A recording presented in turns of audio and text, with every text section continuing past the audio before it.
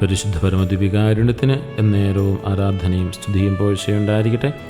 പരിശുദ്ധ പരമദ്വീപികാരുണ്യത്തിന് എന്നേരവും ആരാധനയും സ്തുതിയും പുകഴ്ചയുണ്ടായിരിക്കട്ടെ. പരിശുദ്ധ പരമദ്വീപികാരുണ്യത്തിന് എന്നേരവും ആരാധനയും സ്തുതിയും പുകഴ്ചയുണ്ടായിരിക്കട്ടെ. ഈശോയിൽ ഏറെ സ്നേഹിക്കപ്പെടുന്ന പ്രിയ സഹോദരങ്ങളെ, ഈ ആരാധനയുടെ പുണ്യനിമിഷത്തിൽ നമ്മെ അളവ് കൂടാതെ സ്നേഹിക്കുന്ന ദൈവത്തിൻ്റെ സന്നിധിയിലായിരിക്കുവാൻ നമുക്ക് ഭാഗ്യം ലഭിച്ചു.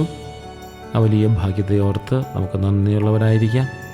നമ്മുടെ ഹൃദയത്തിൽ നന്ദിയുടെയും കൃതജ്ഞതയുടെയും കീർത്തനങ്ങൾ നമുക്ക് എപ്പോഴും ആലപിച്ചുകൊണ്ടിരിക്കാം. നമ്മുടെ ജീവിതത്തിൽ പലപ്പോഴും നമുക്ക് ഒരുപാട് പരിമിതികളുള്ളതായി നമുക്ക് തോന്നാം. നമ്മുടെ കഴിവുകൾ കുറവാണെന്നും നമ്മുടെ ശക്തി തീർന്നു പോയെന്നും നമ്മൾ പലപ്പോഴും ചിന്തിക്കും. എന്നാൽ ഈശോയുടെ വചനം കേൾക്കാൻ നമ്മൾ ഒത്തുകൂടുമ്പോൾ ഈശോ നമ്മെ ആശ്വസിപ്പിക്കാനും അളവില്ലാത്ത സ്നേഹത്തിൻ്റെ ഉറവിടത്തിലേക്ക് നയിക്കാനും ആഗ്രഹിക്കുന്നു എന്ന് നമ്മൾ തിരിച്ചറിയും. വളരെ ശാന്തമായി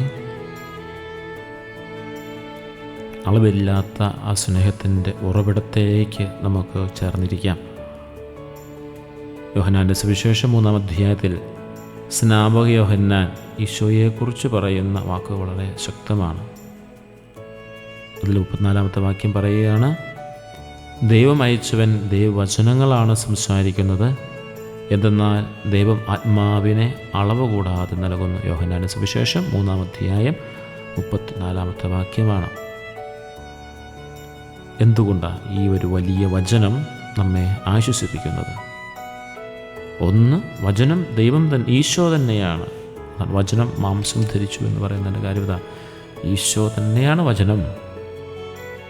അളവില്ലാത്ത ഈ ദാനം ലോകത്തിലെ എല്ലാ അളവുകളോടും പരിമിതികളോടും കൂടിയാണ് നൽകുന്നത്. ഈ ലോകത്തിലെല്ലാം നൽകുന്നത് അളവുണ്ട്, അതിനൊരു പരിമിതിയുണ്ട്. നമ്മുടെ സ്നേഹം പോലും പലപ്പോഴും ഇന്ന അളവ് തിരികെ ലഭിച്ചാൽ എന്ന് ചിന്തിച്ചുകൊണ്ടാണ് നമ്മൾ നൽകുന്നത്. നമ്മൾ നിസ്വാർത്ഥമായി സ്നേഹിക്കുന്നു എന്ന് പറഞ്ഞാൽ പോലും ഇത്രമാത്രം അളവ് സ്നേഹമെങ്കിലും തിരിച്ചു കിട്ടണം എന്ന് ആഗ്രഹിച്ചുകൊണ്ട് തന്നെയാണ് നമ്മളവരെ സ്നേഹിക്കുക, അവിടെ നിന്നോ മറ്റേതെങ്കിലും ഇടത്തിൽ നിന്നോ. എന്നാൽ നമ്മുടെ സ്വർഗീയ പിതാവ് ആത്മാവിനെ അളവ് കൂടാതെ നൽകുകയാണ്. ഒരു വ്യവസ്ഥകളുമില്ല. ഈശോ നമ്മെ അത്രമാത്രം സ്നേഹിക്കുന്നുണ്ട്. അതുകൊണ്ടാണ് നമ്മുടെ പാപങ്ങൾ എത്ര വലുതാണെങ്കിലും നമ്മുടെ കുറവുകൾ എത്രയുണ്ടെങ്കിലും അവിടുന്ന് നമ്മെ അളവില്ലാത്ത കൃപയും സ്നേഹം കൊണ്ട് നിറയ്ക്കാൻ ആഗ്രഹിക്കുന്നുവെന്ന് പറയുന്നത്. നമ്മുടെ കുറവുകൾ ഒരു പ്രശ്നമല്ല എന്ന് നമ്മൾ തിരിച്ചറിയണം. ഒരുപക്ഷെ നമ്മളിപ്പോൾ വലിയ ദുർബലതയിലും വേദനയിലും സങ്കടത്തിലൊക്കെ ആയിരിക്കും.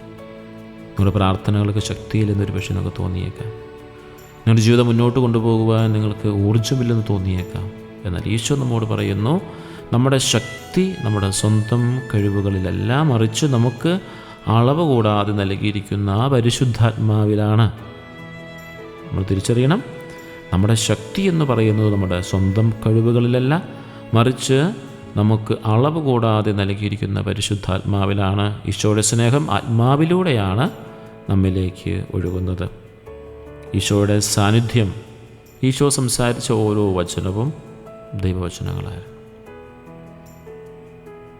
കാരണം ദൈവം തൻ്റെ പരിശുദ്ധാത്മാവിനെ അളവ് കൂടാതെ ഈശോയ്ക്ക് നൽകി. അതുപോലെ നമ്മൾ ഈശോയിൽ വസിക്കുമ്പോൾ അളവില്ലാത്ത ആത്മാവിൻ്റെ സ്നേഹം നമ്മിലേക്ക് ഒഴുകിയെത്തും.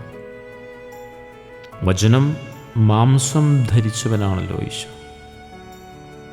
ഈശോയുടെ ഓരോ സംസാരവും വചനമായിരുന്നു. ദൈവവചനമാണെങ്കിൽ ഈശോയുടെ ഇപ്പോൾ തിരുസാന്നിധ്യം അതും മാംസം ധരിച്ച വചനമാണ്.